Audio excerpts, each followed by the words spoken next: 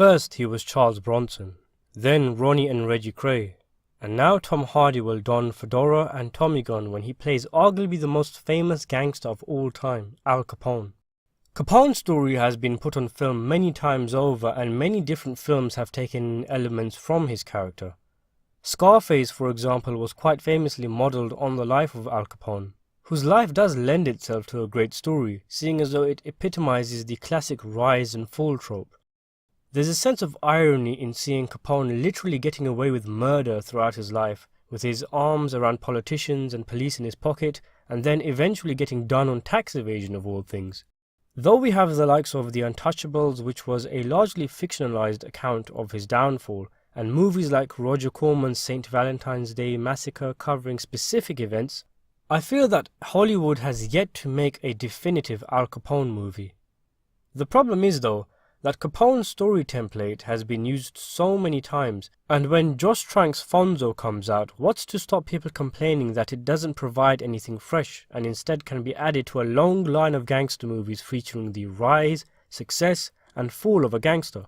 It's a similar predicament to say something the new Blade Runner sequel had to deal with.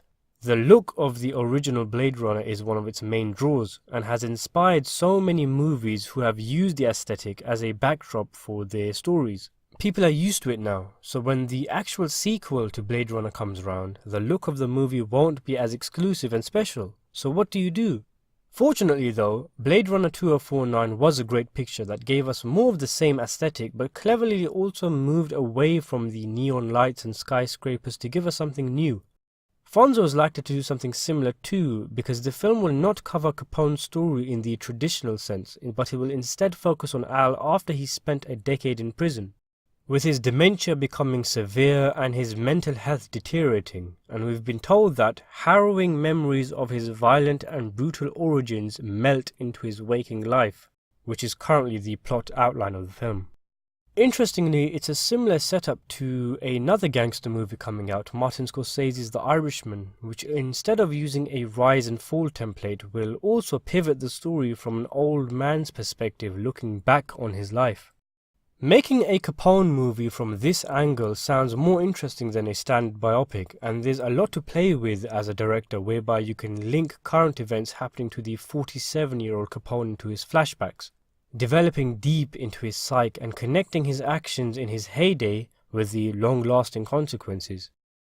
There's a video online of the filming of Tom Hardy as Capone with Matt Dillon on a boat where it seems while fishing something underwater gets the better of Capone and he decides to go inside and comes back with a gun, much to the shock of Dillon's character.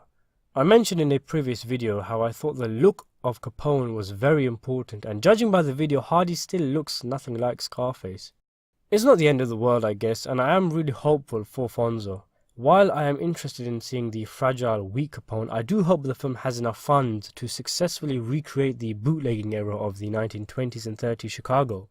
Here's hoping for the likes of The Irishman and Fonzo to begin a new age for the gangster movies. Thanks for watching.